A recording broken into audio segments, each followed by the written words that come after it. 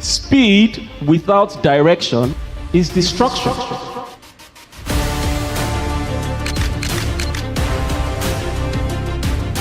The amount of success that you experience in your life is largely dependent on the amount of information available at your disposal per time.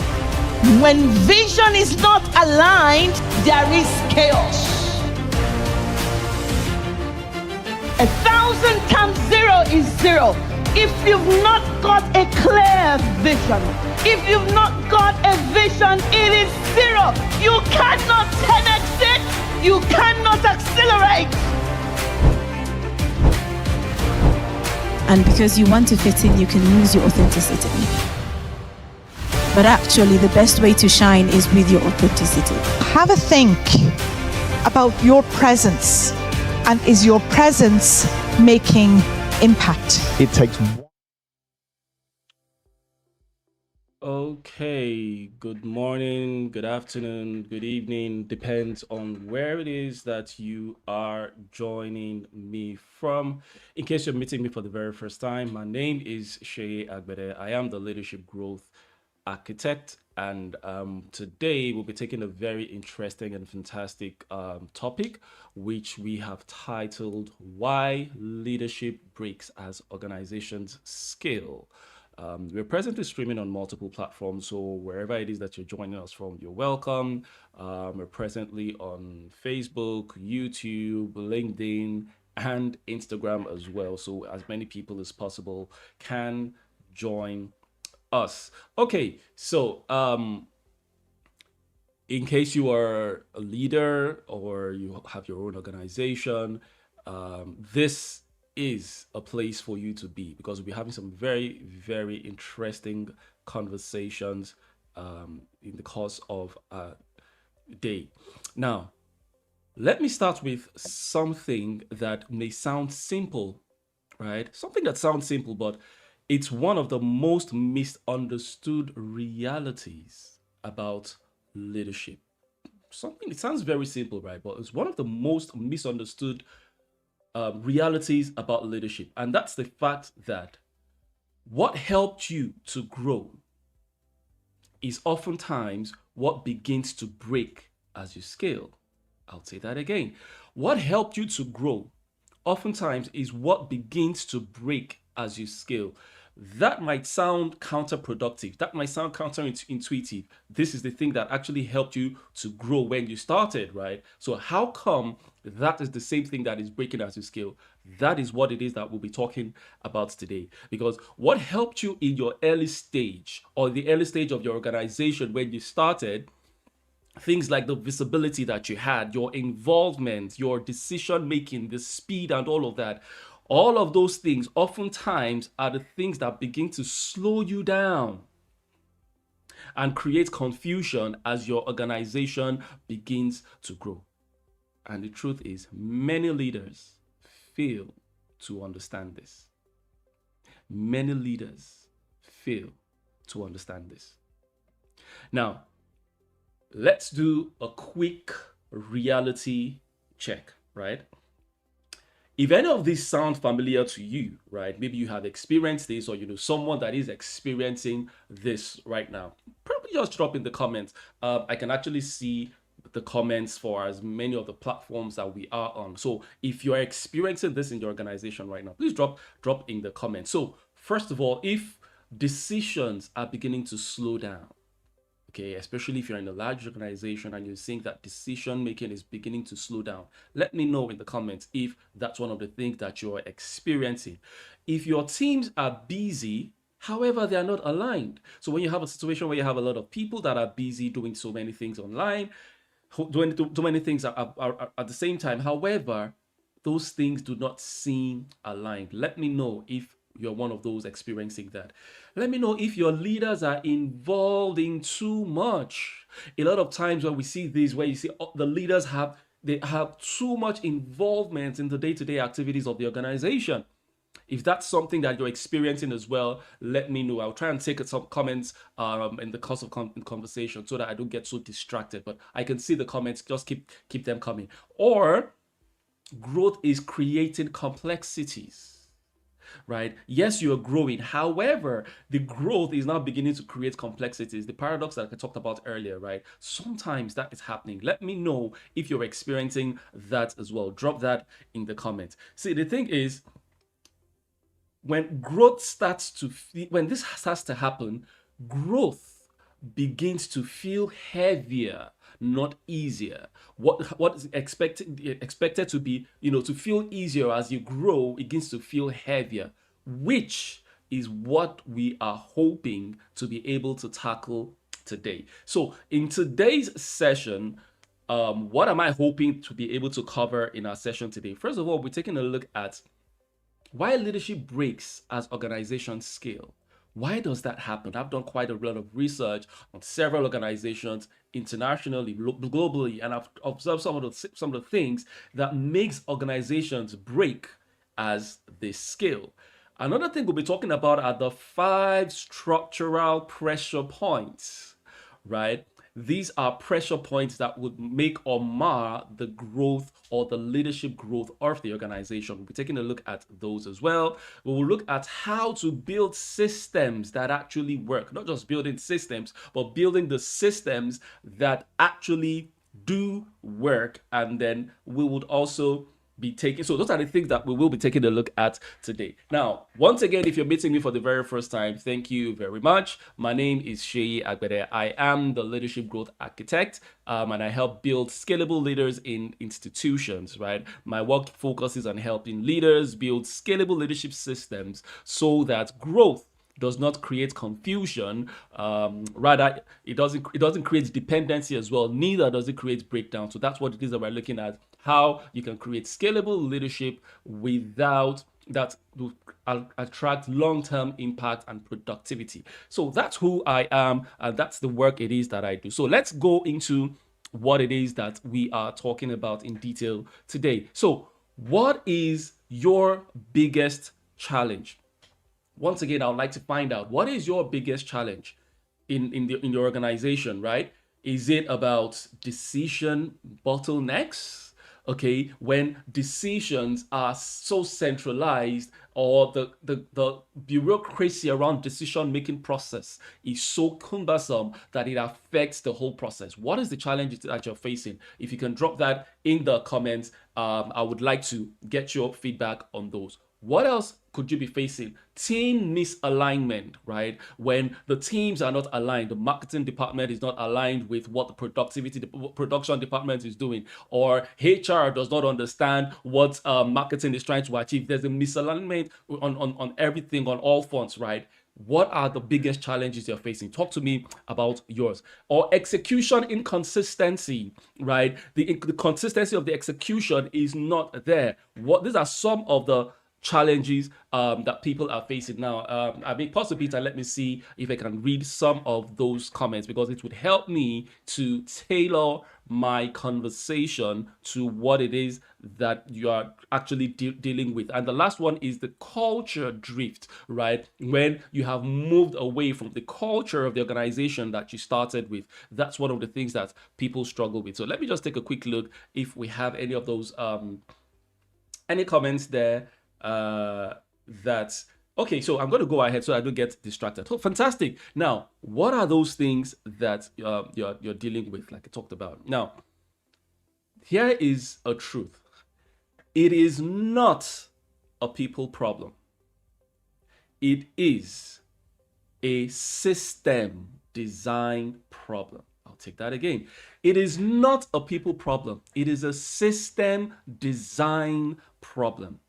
Okay, because most leaders think that when they have challenges in their organizations like that, it's usually about the people. So they think, oh, you know what, we need to get better hires, we need to hire better people, okay?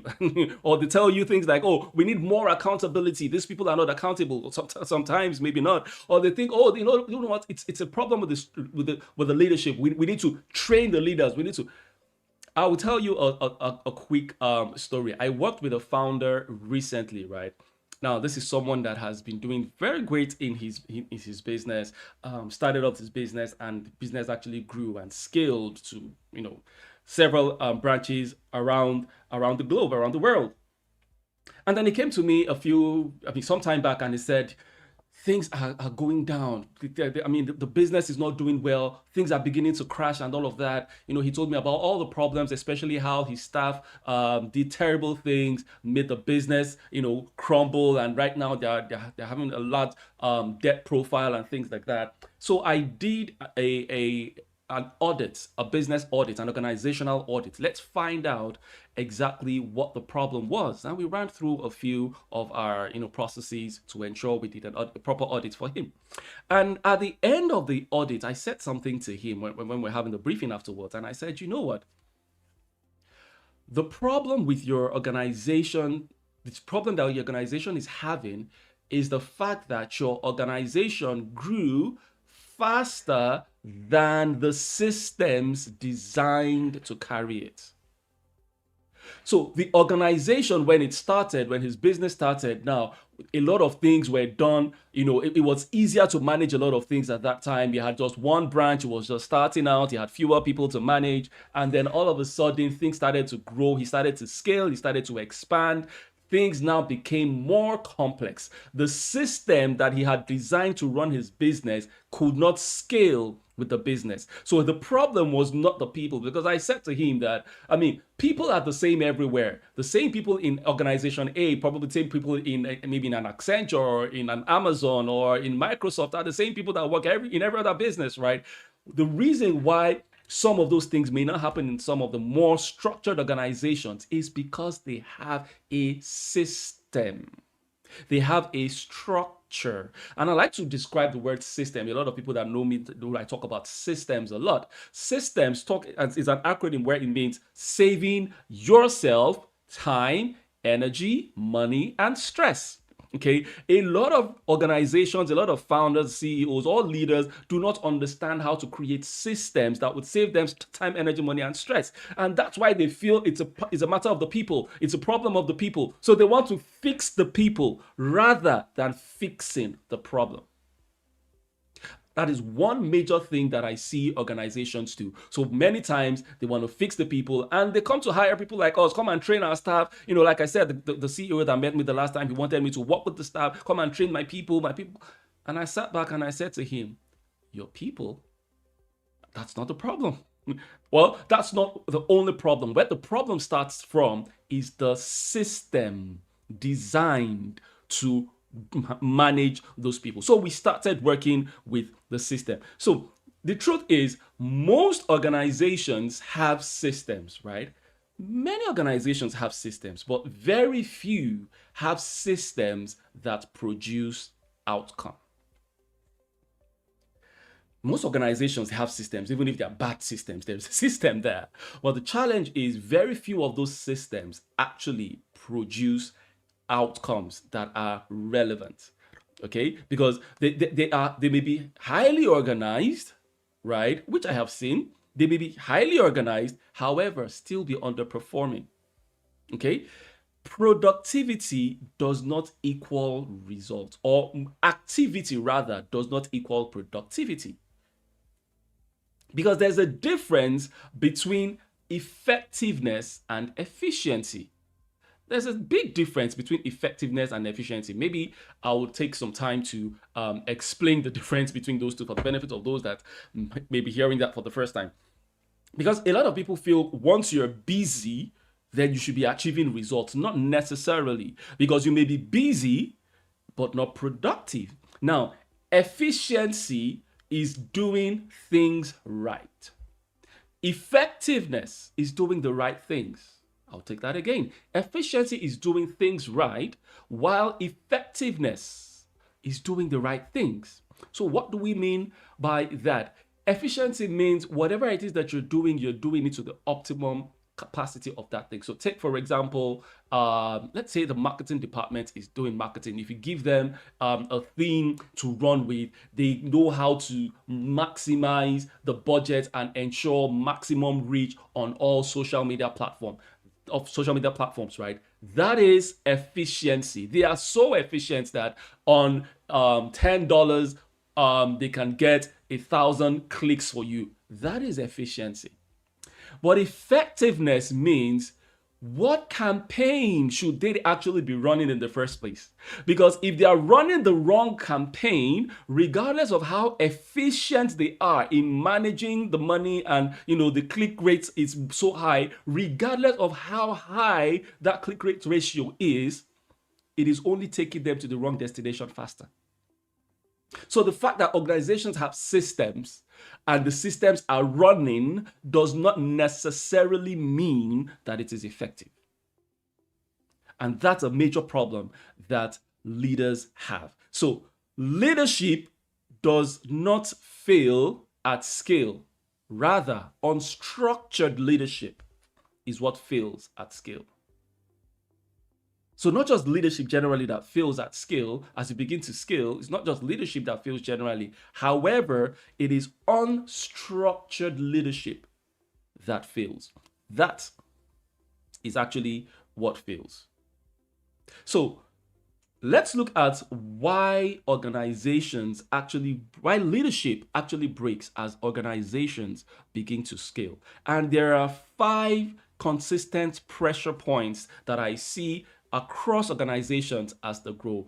I described myself earlier as a leadership architect, right? And think of the job of an architect. Before you go ahead to, construct a building, the first thing you need to do is you call an architect that puts the vision in a perspective that can be run with. Now, when the architect is done with the designs, that's when you call the building engineers, that they begin to transcribe what you have designed into reality, which is exactly what it is that we do. Leadership, some people feel leadership just forms itself. That's as thinking that, a building just manufactures itself, or it just appears by itself. No, it takes a lot of process. So if you want a very good building, it starts with good architectural designs. If you want fantastic leadership in your organization as well, it starts with architecture. You need to design the leadership that you want. Leadership does not just land or appear. Great leadership doesn't just appear like that. You need to design it. Now, speaking about designing and architecture, there are some pressure points that I see across organizations, and I want to talk about those very quickly. The first pressure point is what I call clarity collapse. Clarity collapse. This is when everyone thinks they understand the goal, but in the actual sense, they don't. Okay, the founder or the CEO or the leaders have the feeling that, okay, everybody understands things the way I understand it. But in the actual sense, the reality is totally different.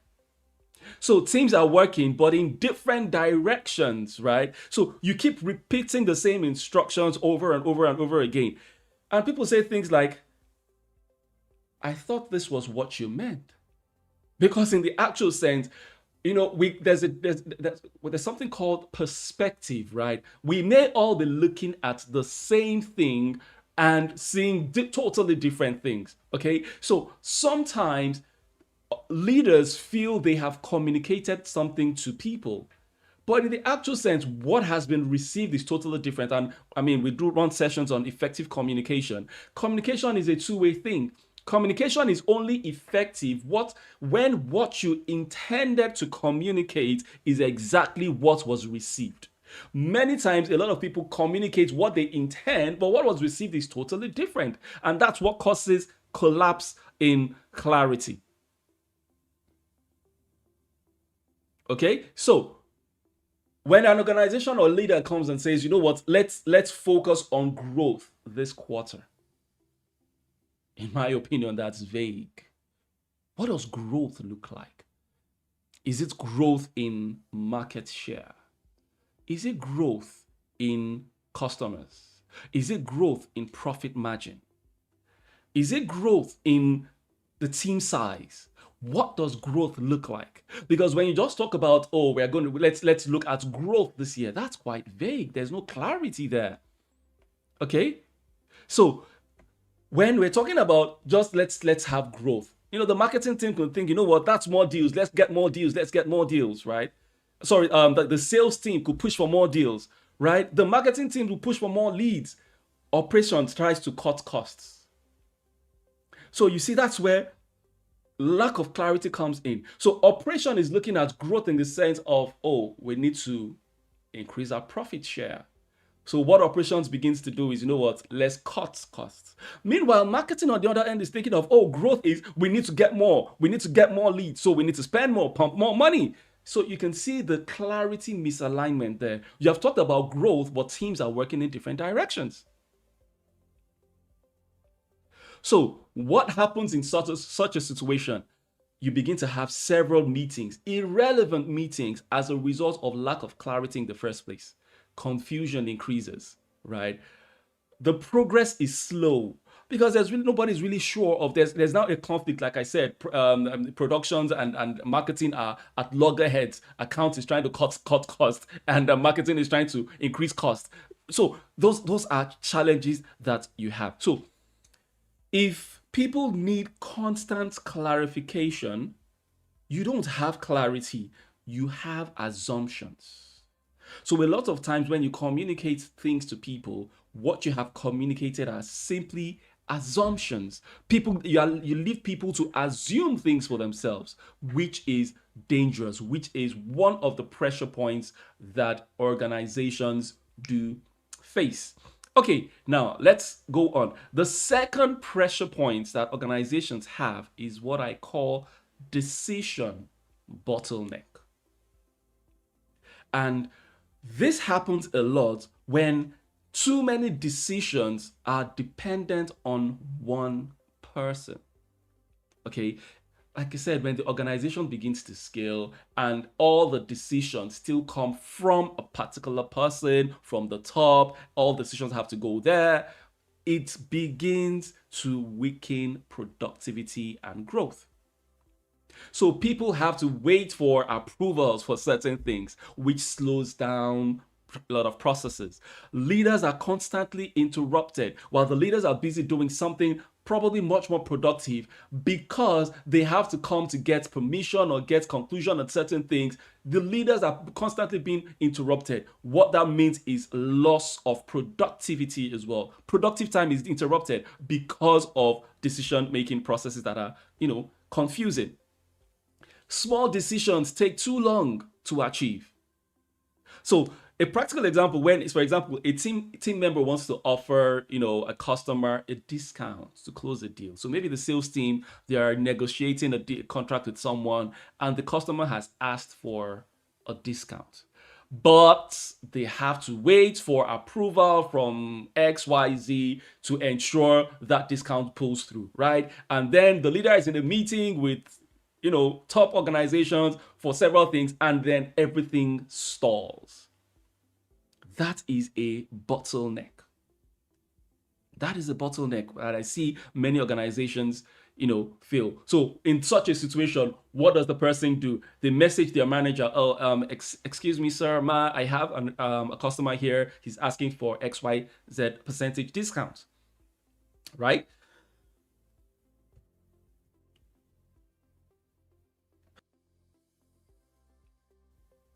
Sorry about that. And the manager then escalates to the director. Okay, and then the director checks with the CEO. You can see how the process keeps going. And before you know it, 10 minutes, one week has gone by, and the customer and an organization that has offered the customer quicker answers, maybe not even better value, but just because they were able to make decisions faster, will get the job over your organization. Not because you don't have the better value, but because there's a bottleneck in decision-making process. So, if everyone needs approval, then nothing moves fast.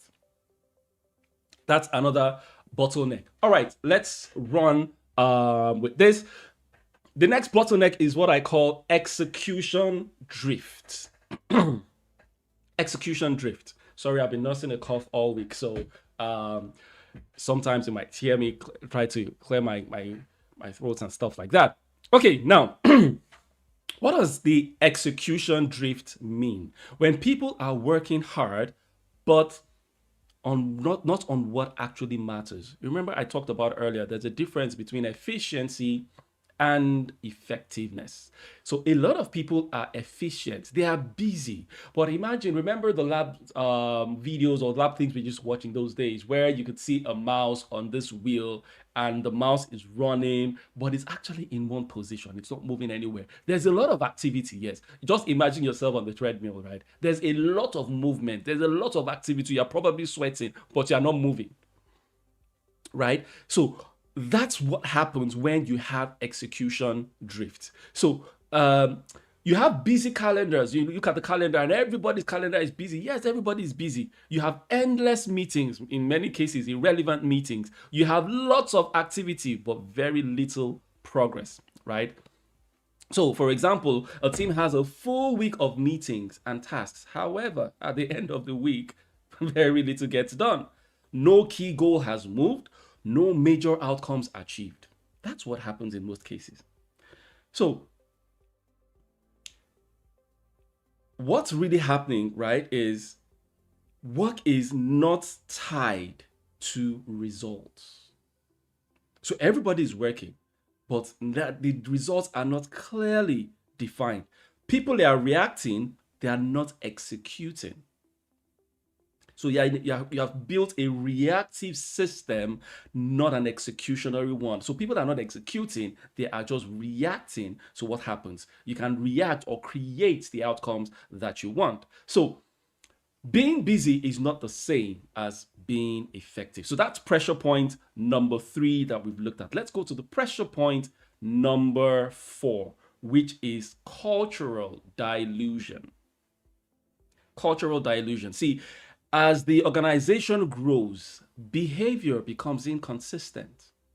Okay, I once worked with an organization several years back, and one of the things one of the customers had talked about when we interviewed the customers was when they started, they were very, very detailed with their work. But right now, they seem to have too many customers and they can't manage what they're doing anymore. So what that means is as they scaled, the productivity dropped.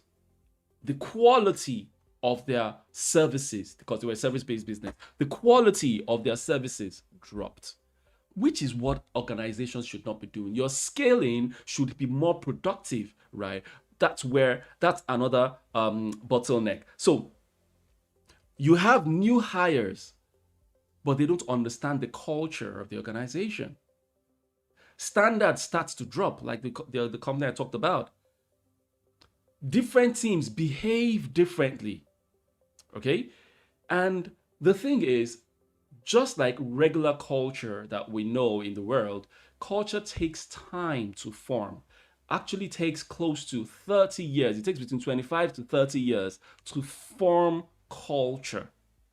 So, especially for scaling organizations, especially if you're just scaling, it is important to build the right culture right now as you're scaling, because it takes time to form a culture. To ensure you build the right culture from the get-go, it is very, very important so that it can sustain the momentum when new people come, when new people join the organization, it can sustain that momentum. So in the early stage, right, everyone meets deadlines, but after a while, some teams get to meet deadlines and some just fall back. That's not the actual thing to do. So if that happens over time, that becomes the new normal. It becomes the new culture. Okay, so if behavior is not defined, it will become inconsistent. If you don't define the behavior that you want in your organization, and like the saying says, culture eats strategy for breakfast. Have you heard that before? Culture eats strategy for breakfast. So it doesn't matter the strategy that you have in your organization. It doesn't matter how it is that you've planned to take over the world like Pinky would and the Brain would always say back in the days. I mean, when I was much younger, we used to watch that cartoon. I don't know how many of you remember that, Pinky and the Brain, and they want to take over the world. It doesn't matter the strategy that you have to take over the world. The culture in your organization will eat up that strategy for breakfast. That's another conversation for another day. Now, the last pressure point is what I call economic leakage. Economic leakage. Now, this simply means as businesses are growing, the efficiency gets worse. I gave you the example earlier where, and a customer or some customers' view of that organization was when they were smaller, they had more time paid more detailed attention to things. But right now they're so big, they have too many customers, and they don't do the same. That's not a nice feedback from your customers, right? So what happens is as revenue increases, costs increases faster as well, right? So it's not just on the sales made, but the cost of sales is also important, right? So leaders feel more pressure, not less, and that's why organizations begin to break as they grow. The pressure is more. Okay, a company may double its revenue, but to do that, they may need to hire more people. What that means is a strain on expenses. So it may cost you a bit more to earn that, doubled revenue that you have. You need more tools. So the tools that you were operating when you were dealing with probably 1,000 customers is now different from what you would need when you now have 10,000 customers. So you need bigger tools, you need better tools, you need more productive tools. It creates more layers as well. So at the end, what happens is profit barely improves. So you have more transactions, you have more businesses going on, but then what you need to look at, like I said, cost of sales may go up and then profitability begins to drop. So if growth is not structured, it creates a strain instead of scaling. That's another area that we see decay or cracks when we are looking at leadership growth. So if growth increases pressure instead of reducing it, then something is broken, which is what it is we're hoping that we can talk about how to achieve that. So let's look at a case study, an example of an organization that actually experienced similar things like this and how they were able to deal with this. But before that, if you look closely, none of those structural challenges I just talked about had to do with people. Remember, like I said, many leaders, many organizations feel the problem is with the people. No. The problem is with the system driving the organization. All those challenges I just talked about, none of those have to do with people. It's about the structure. It's about the system. So there are structural problems and not people problems. So oftentimes, now I'm a people professional, right? So like I said, oftentimes what happens is these organizations reach out to people professionals like myself and they say, my people are the problem. Come and train. Come and help my people. No, your people are not just the problem. Right? The system creates the people. So we fix the system first, then we can help that to fix the people. Okay, so let's look at how this plays out in reality. So like I said, a case study of an organization that that experienced this. And this is a very popular organization that we know, Netflix. Now, when Netflix started, obviously, I don't have time to go through the full case study of what happened with Netflix and, how they came into the market and took over, how they felt, they wanted to bring back in those days, it was the VHR rentals and all of that, but they wanted to bring this into every home. Now, so they scaled quite rapidly, right? And to achieve that, their numbers grew rapidly. That means in terms of team members that they had to use. Now, their global expansion gave increased complexity. because now they had so many people to deal with, many more teams, many more decisions to be taken, many more dependencies. So what began to happen? So what happens in a system where, what are the symptoms that you would observe? It's important so that when you see the symptoms in your organization, it's an indication to tell you there might be unstructured growth here. There might be growth, but if it may be unstructured, and what that means is all of those leakages and things we talked about earlier are the things that you begin to experience.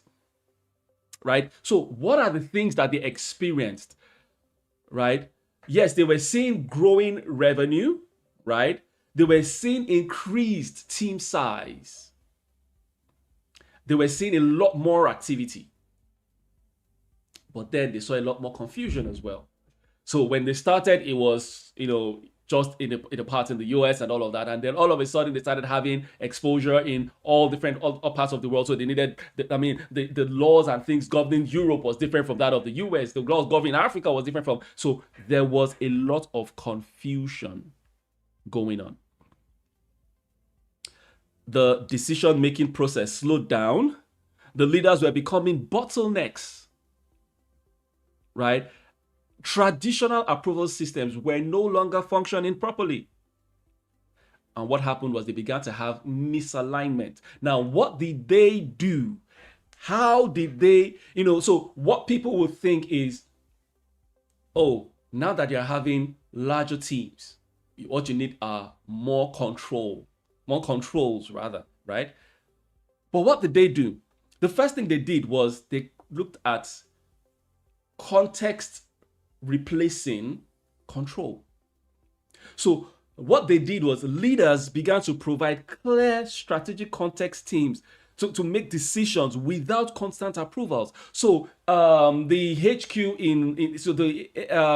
the European HQ didn't need feedback from the US HQ to make decisions. They provided context for them, gave them parameters around which they could make decisions without having to revert to leadership. So instead of introducing more controls, they introduced less controls and more context. Then they talked about what was called decision ownership. So decision moved closer to execution, right?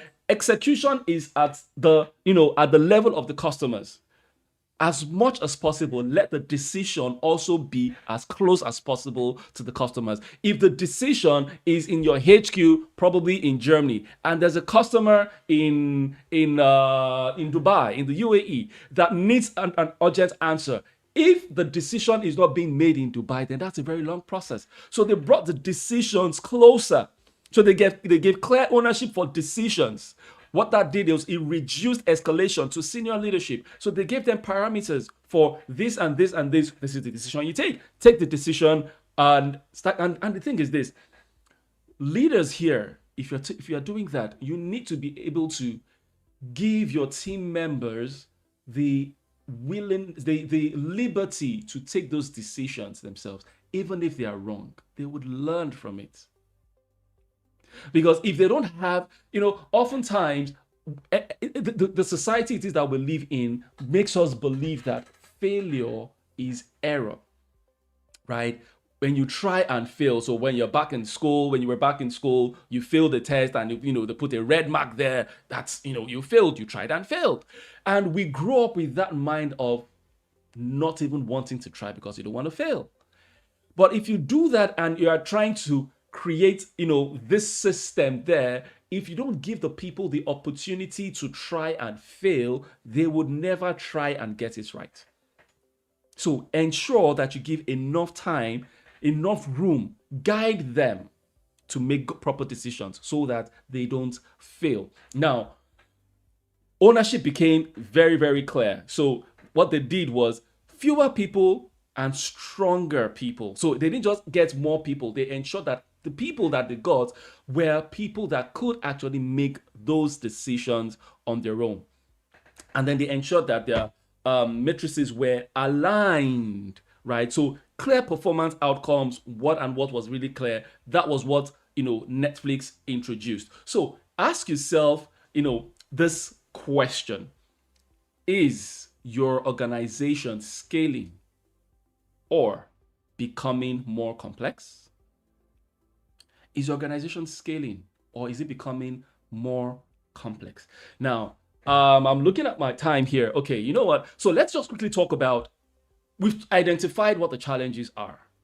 How can you begin to mitigate against this? So I want to talk to you about how to, architect this leadership that you're talking about, right?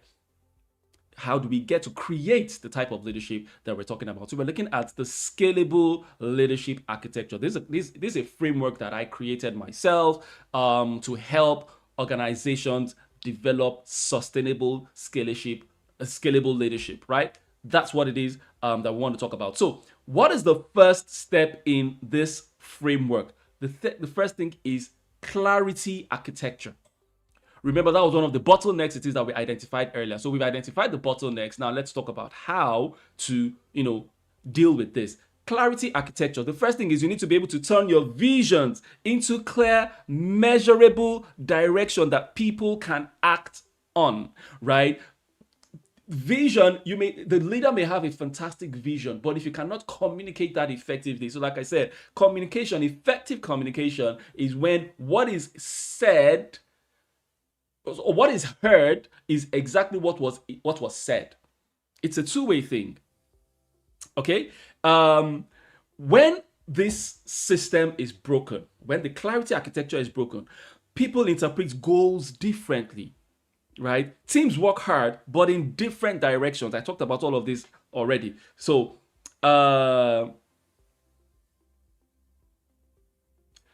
you need to be clear on what the organization, what the goals are. Be very clear, very strategic. I'm trying to see things to skip because of the timing that we have.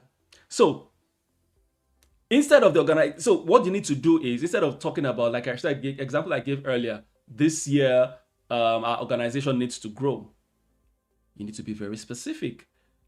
Are we going to grow in revenue? So are we growing our revenue by 20%? Okay. Or are we growing our client base, our enterprise client base by 15%, for example? Okay. That's what we need to start doing. Okay, so what happens is when you're very specific, and not just about our client base, but even the particular type of client base that you're going after, right? Okay, enterprise clients, right? That helps the salespeople target specific people. So they're not just looking at numbers. So they're not just looking at click rates for the marketing team, for example. They're not just looking at click rates. They're looking at the ideal clientele that they're trying to improve. So clarity is not what you say, it is what your team can execute without asking you. If that's all you take from this clarity architecture, clarity is not what you say. It is, or neither is it what you write, it is what your team can execute without asking you.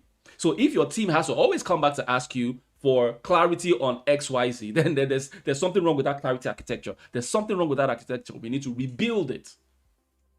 Okay, so that's the first part of the framework. The second thing is the decision system, right? You need to design how decisions are made without everything coming back to you. If this is broken, every decision escalates upward. Leaders are in too many approvals. Everything has to get back to the leader for approval. That's wrong. Okay, so for example, a manager needs approval for every client's discount. I talked about this earlier. It's quite draining if I'm a customer and I'm speaking to a client. So for example, a few months ago, I had to renew my internet provider, my internet contract, right? And I was having a conversation with the salesperson there, and I asked for certain discounts because I said, right now I have XYZ company that has offered me this discount. Can you offer me, beat that discount? Otherwise, I'm canceling my contract now. Because it was at the end of my contract, I needed to make a decision. So imagine if that person, the salesperson I was speaking to, had to wait for maybe the manager to contact the district manager to get me an answer whether to give me that discount or not. Do you know what would have happened? I would have canceled my contract immediately and went with the better offer I had at that time because my contract was due the next day. So what did I do?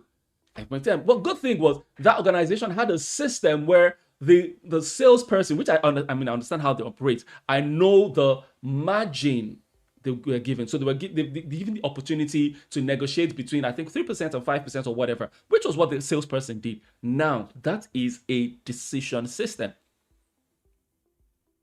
So, if decisions keep coming back to you, your system is incomplete. You need to fix that. So that's the second thing, the decision system. The third part of the framework is the execution infrastructure. What is the execution infrastructure we're talking about? This means making sure that work is aligned to results, not just activity. It's not just busy calendars, full calendars. No, productivity is what we're looking at here. Okay? So, for example, every team member has 3 to 5 weekly priorities tied directly to a measurable goal. Oftentimes, all these activities it is that we engage in, okay? If you've ever heard of the Pareto's principle, 80-20, okay? Every activity it is you carry out in the week in the organization, only 20% of those activities will give you 80% of the results that you need. So you don't actually need to do all those things that is on the calendar there. No, you need to be more productive, which is part of what you may have a long list, and I try to do this at least every week as well for myself, for my team. The top 3 things that we need to achieve this week. And what does that tie into? Because a lot of times we have activities upon activities. So let me give you a practical example. In my organization, we do a lot of, things like content creation and all of that. Content creation is good, but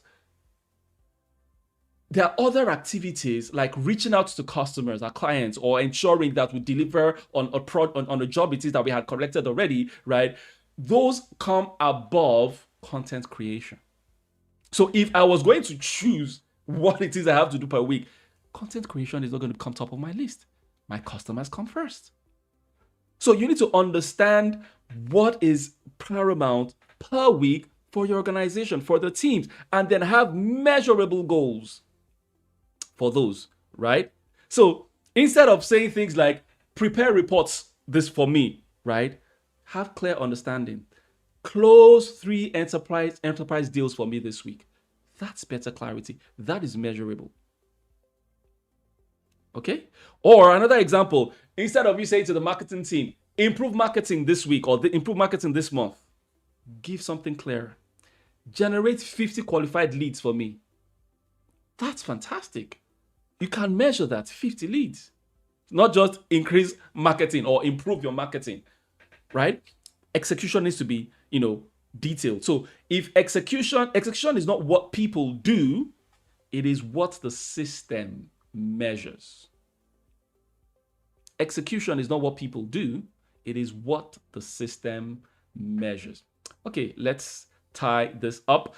The next part of the framework is culture engineering. So this is simply defining and reinforcing how people behave, not just what they do. Remember I talked about culture earlier. Culture takes quite some time to build. So you need to be able to build that fantastic, culture for people. Okay, now, what does this look like in reality?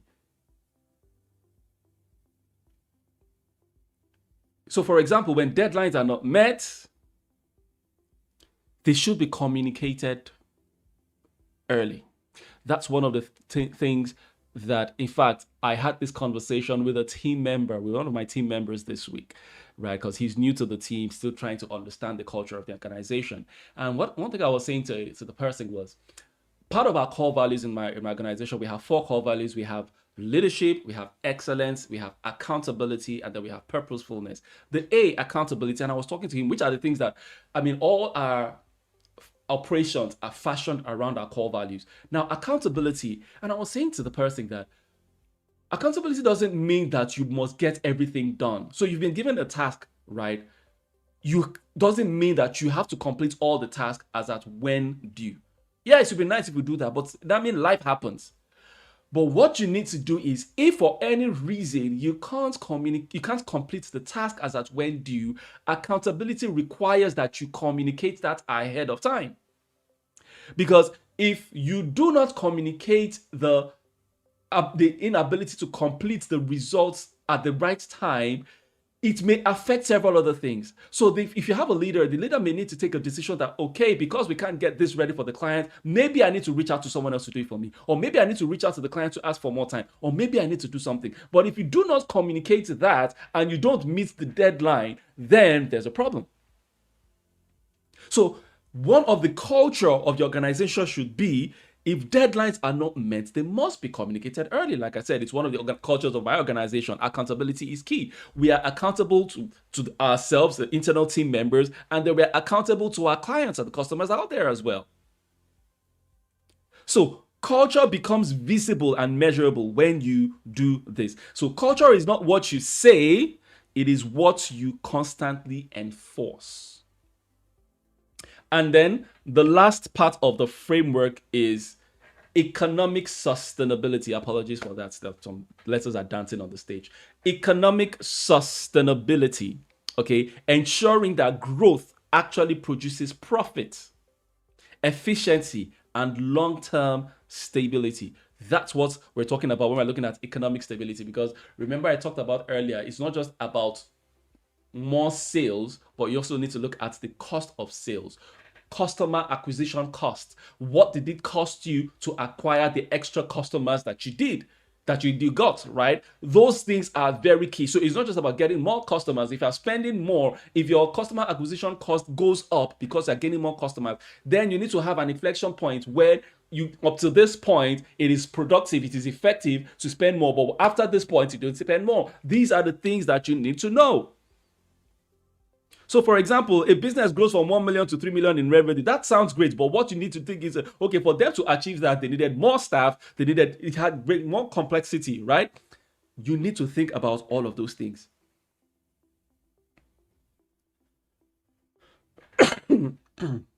Excuse me once again. Nearly there. So, growth without efficiency is not skill, it is strain. Growth without efficiency is strain. Okay, now let's wrap this up. I have a framework called the growth code framework. And the growth stands for 6 phases of the process of achieving results in life.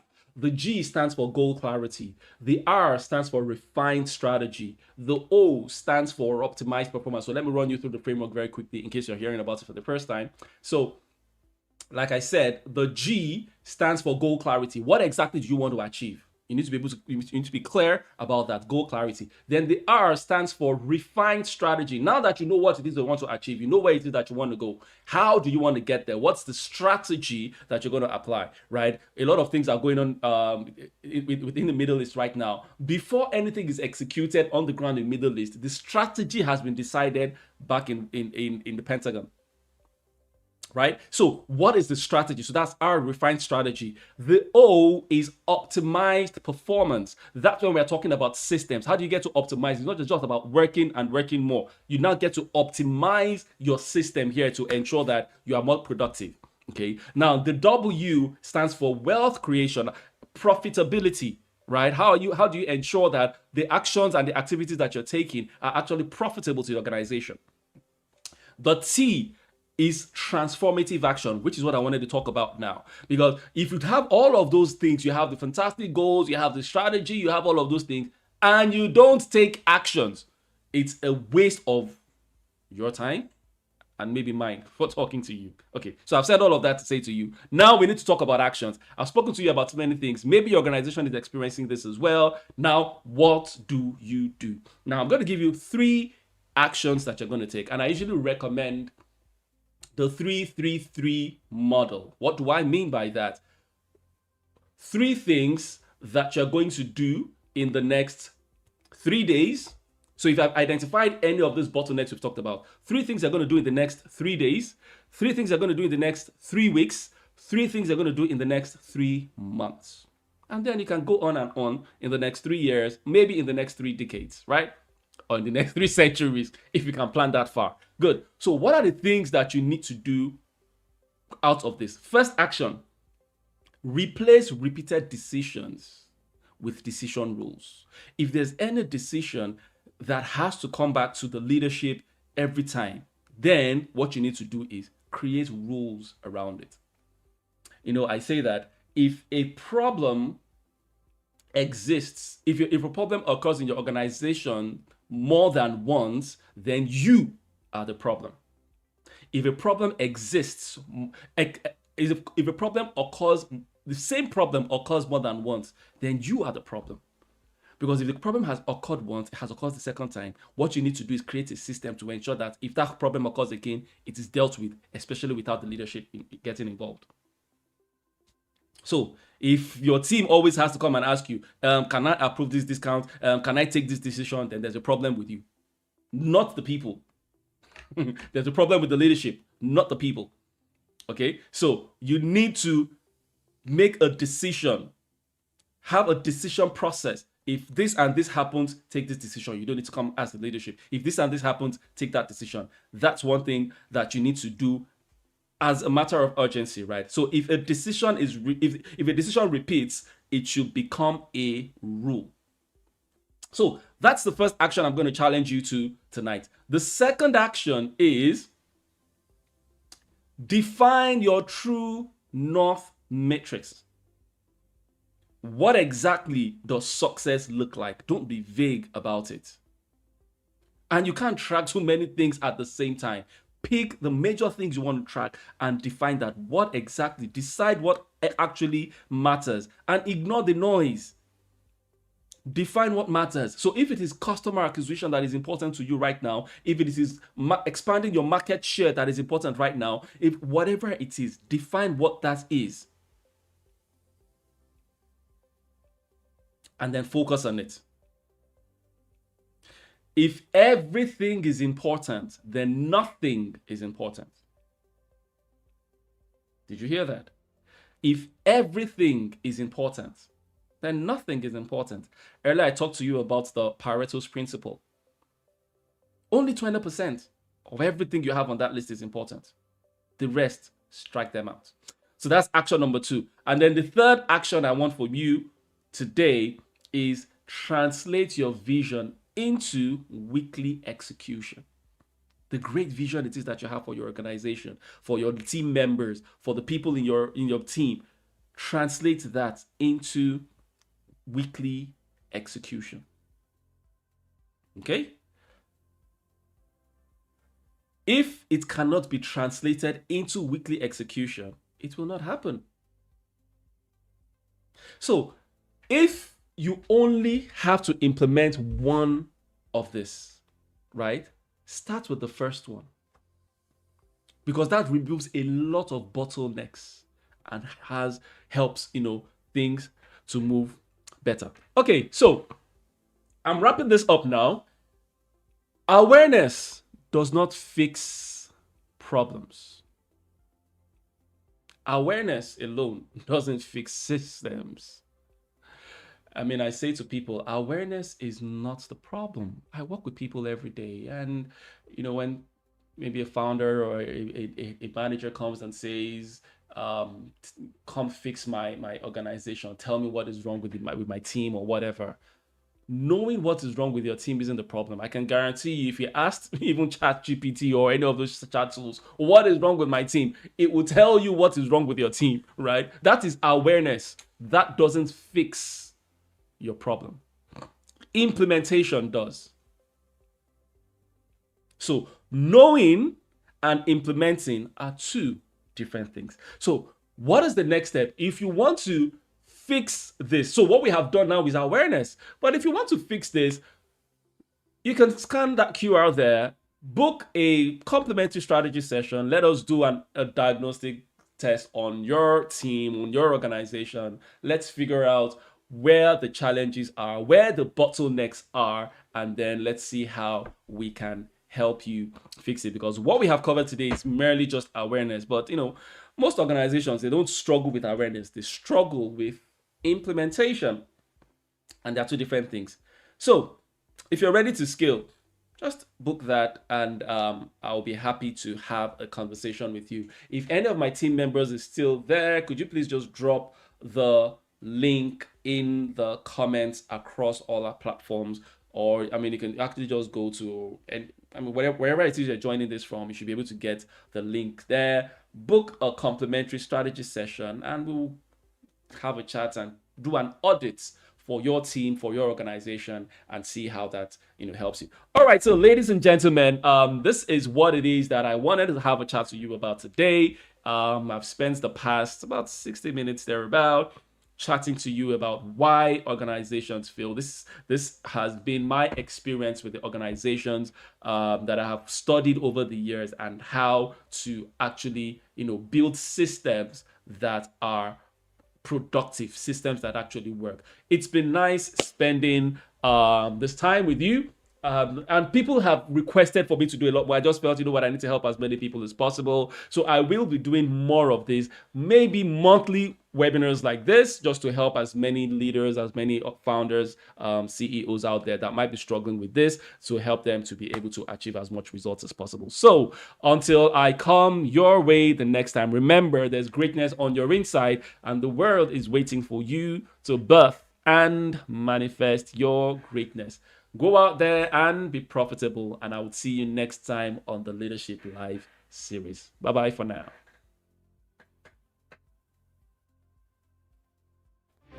Speed without direction is destruction.